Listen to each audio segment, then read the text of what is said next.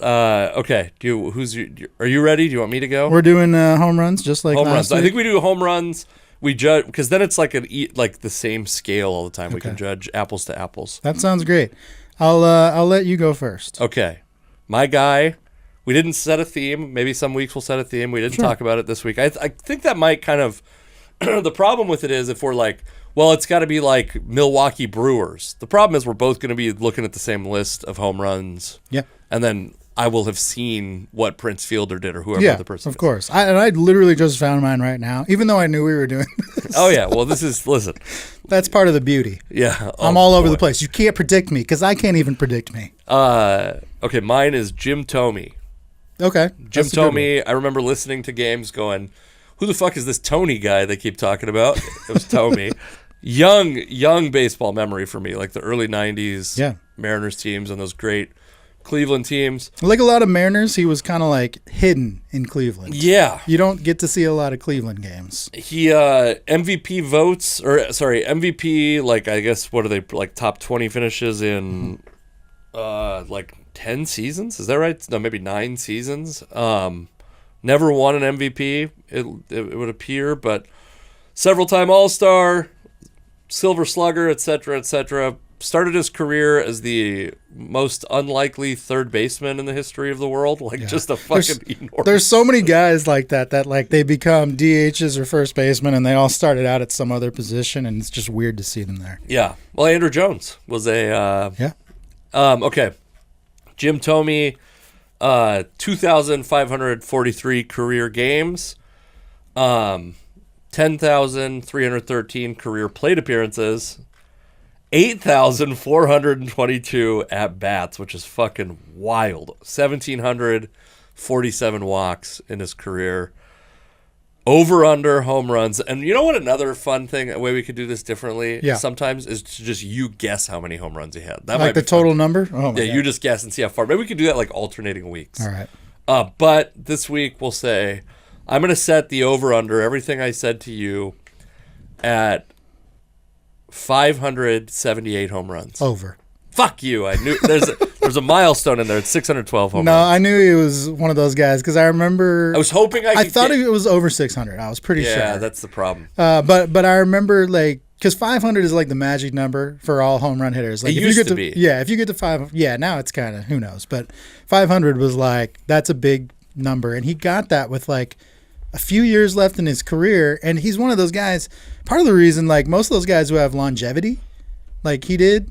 They have bad years at the end, and he did not. Yeah. He managed to carry it out. He had like a renaissance in Philly, so he played very well in Cleveland. Well, his game very well really in Philly. fit the era that he ended his career in, which is like the 3 true outcomes, high strikeout, high power, high walk. If he played like the last 5 years, things probably would not have gone as well for him because he'd just be pounding balls into that shift over and over again. Yeah, I wonder if there's any shift data back as far as he was.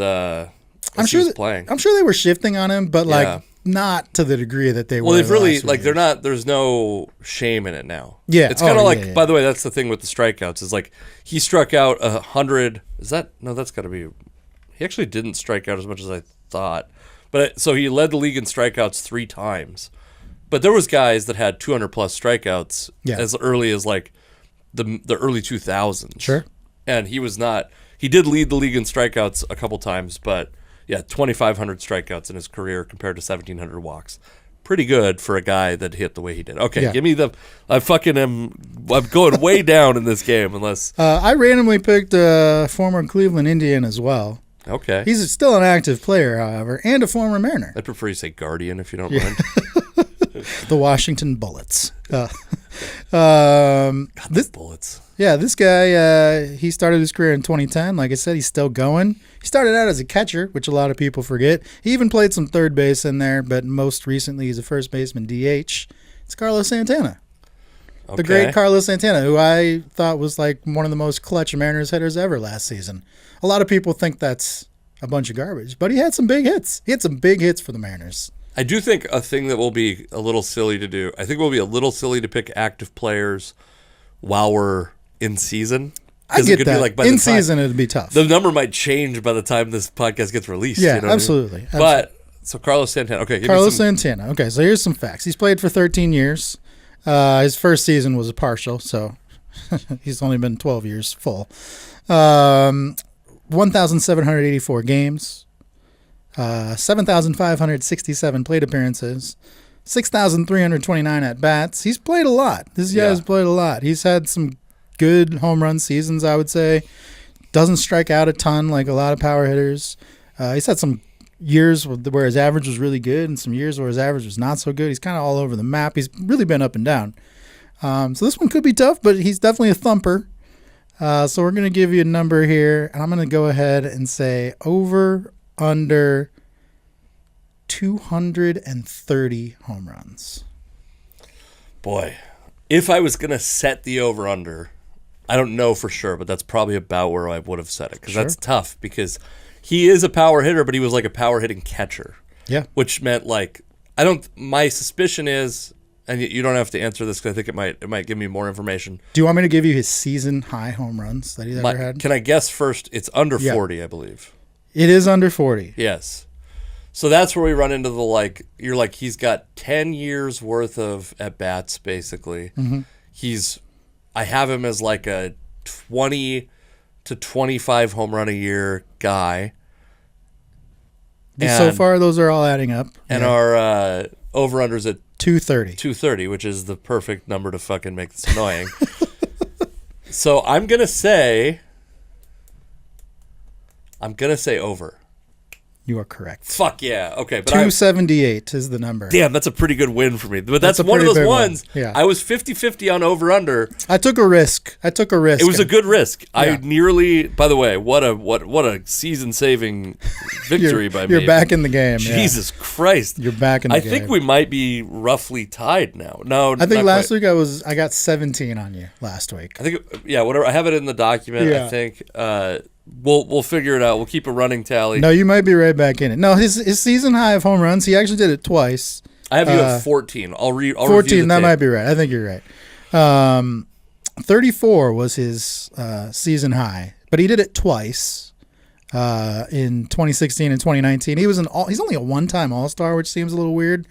But he kind of came up in an era where where catchers were really good. Like Joe Mauer was always there. Yeah, well, he was also a bad defensive catcher. Not very good defensively. Horrible defensive third baseman. Right. And he's not good enough as a hitter to be a good first baseman. Right. He's a great hitting catcher. If he had got all these years, and he's also like 5'10", which makes him a tough defensive first baseman. Yeah, he's 5'11", listed at 215, which I think is also under.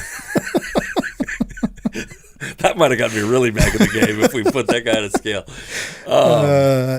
So he had a couple seasons where he had 34 dingers, but he's also had walks a ton. Last season was actually pretty good. He had 19 last season. He's had 3 straight years of 19 home runs exactly. That's kind of funny.